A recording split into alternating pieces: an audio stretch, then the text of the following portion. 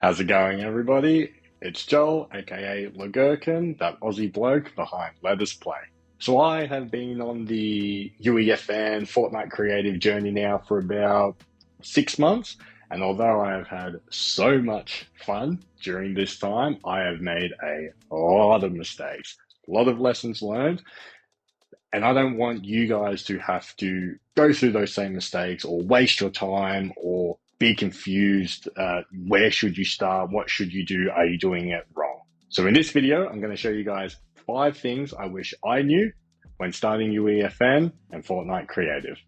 Tip number 1, follow along with the tutorials and do the exercises.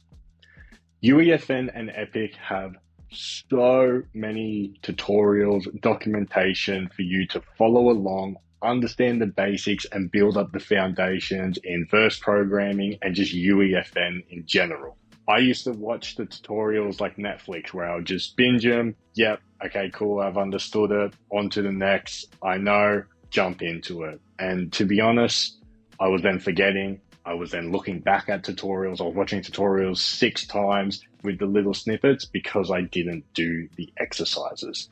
Just do them.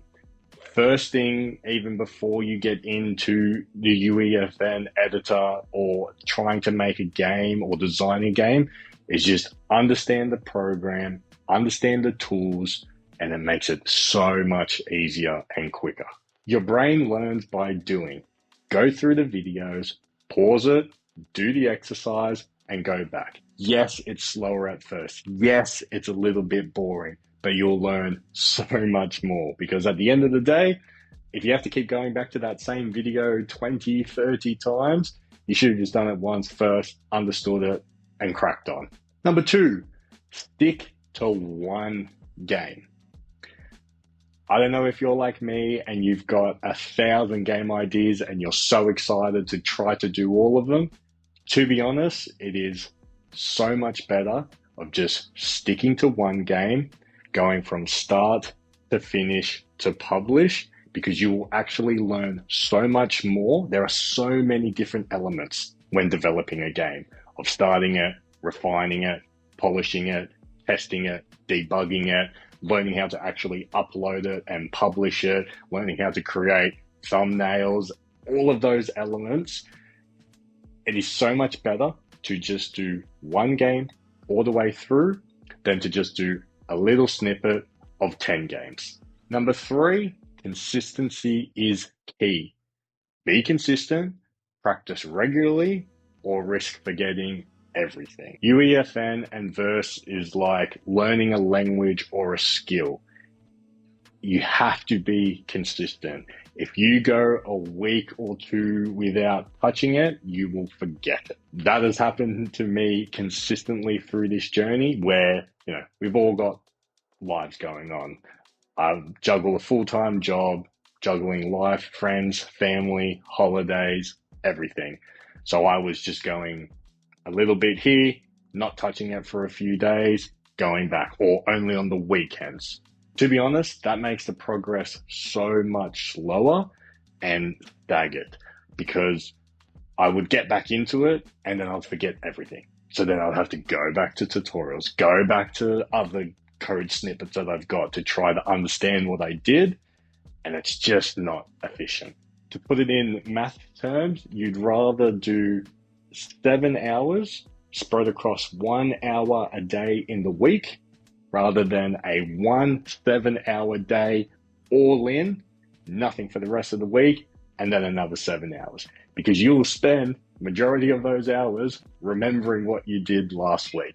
So that's where I ended up even setting up a little schedule for myself of just doing 1 hour. If I had more than that hour, happy days. But it was a minimum of 1 hour a day just so I could keep that consistency while building and going through. And that started to help, sort of that snowball effect of understanding, being able to then push to the next level, trying to make a bit more complicated code and logic in it because I was remembering the foundations.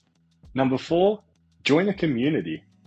Get involved in the UEFN community, into the forums, into the help sites. even doing this, creating videos, watching videos, commenting on videos, linking with people on X, on TikTok, on Instagram, anything, because that does help you. When I started, I sort of was just in a little vacuum. I was just doing it myself, trying to figure out things myself, scrambling, not even asking questions to people. Once I jumped on to the UEFN developer forums, asking questions, people were more than happy to respond, because the great thing about learning is when you learn that thing, it is so exciting and so fulfilling when you are able to then help other people learning that thing and teaching other people.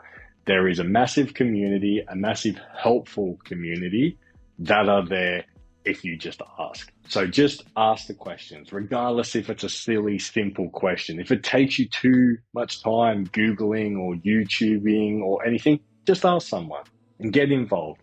Maybe do meetups, chat to people, chat about your journey, not even just with the code or just anything. And it makes it more exciting and makes it more fun, because that's what it is. It is a community. We're all in this, doing it because we enjoy it. So you might as well have fun with other people that enjoy it. And number 5, done is better than perfect. This one is a big one. And this one is so important, especially in the gaming industry, where there has to be short iterations. There has to be constant feedback loops and just getting it out there. As a technical lead in data and analytics, I was actually quite surprised at myself of having this analysis paralysis when creating these games. I kept thinking I needed to polish it a little bit more, add that little bit extra feature, add these little extra components to make it perfect for the first iteration. And that just led to delay after delay after delay. And then it just gets into your head, because then maybe you aren't able to work on it the next day. So then you skip that day and then you feel annoyed because you're like, oh, I just need to get this so that I can get it out there. The truth, your first version is not going to be perfect. It's better to just get it out there.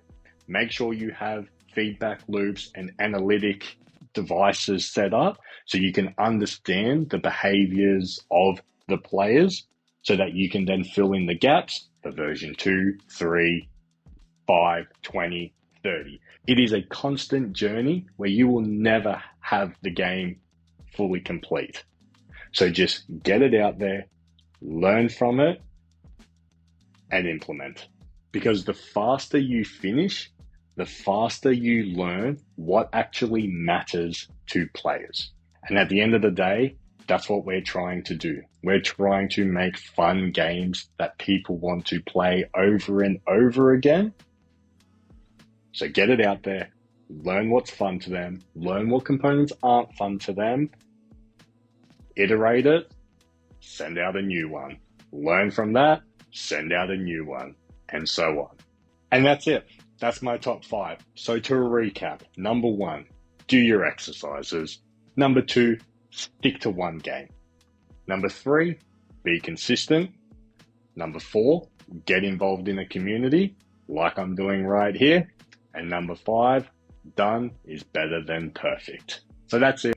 Cheers, guys, for having a watch. Hopefully, some of these tips and lessons that I've learned during my time helps you as part of, number 4, being a part of a community. If you've got any tips for me, as I'm still learning, I would love for you to get involved and show me your experiences if you're new or even a veteran, so that we can all learn faster together.